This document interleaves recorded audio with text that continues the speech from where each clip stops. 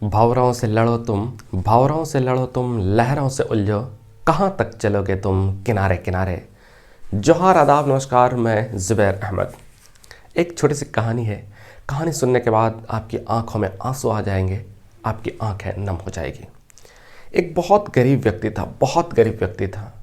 और वो गरीब व्यक्ति अपनी बेटी को लेकर के, अपनी पुत्री को लेकर के एक शहर के महंगे रेस्टोरेंट पहुंचते हैं। और जब पहुंचते हैं, टेबल पर बैठते हैं, वेटर आता है। वेटर पूछता है क्या खाएंगे आप।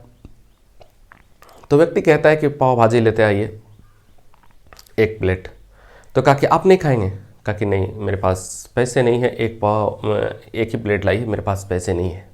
कहा कि क्या बात कर रहे हैं। कहा कि नहीं, लेते आइए ना, मेरे पास पैसे नहीं है।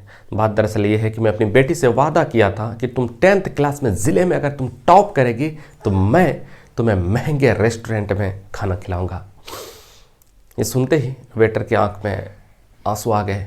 दौड़े दौड़े पहुंचते हैं मालिक के पास और मालिक से कहता है कि मालिक साहब, आज मेरी सैलरी काट लीजिएगा, लेकिन वहाँ जो टेबल पर जो बैठा है ना पिता पुत्री, असल में वो 10th क्लास में पूरे ज़िले में टॉपर बनी है, पूरे ज़िले में टॉप की है।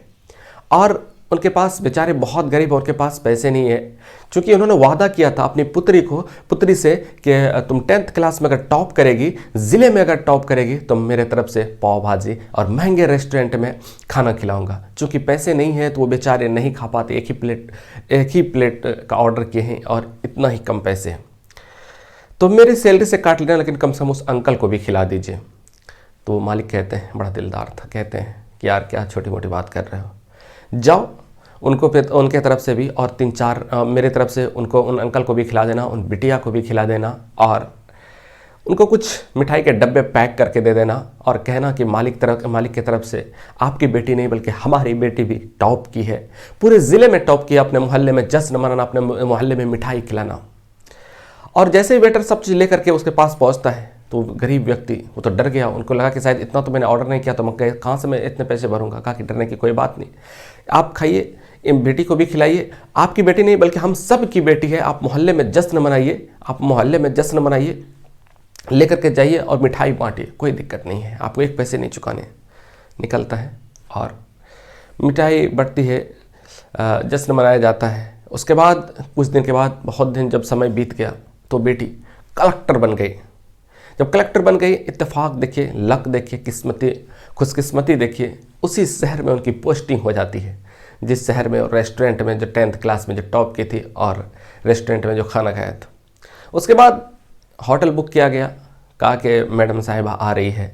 वह होटल के मालिक ने हर जगह सजाया गया।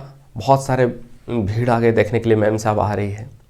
और अपने बेटी को लेकर के, वो बेटी जो है अपने पिता को लेकर के जैसे ही रेस्टोरेंट में पहुंचते हैं, टेबल पर बैठते हैं और मैम साहब उस मालिक से कहते हैं कि आपने हमको पहचाना।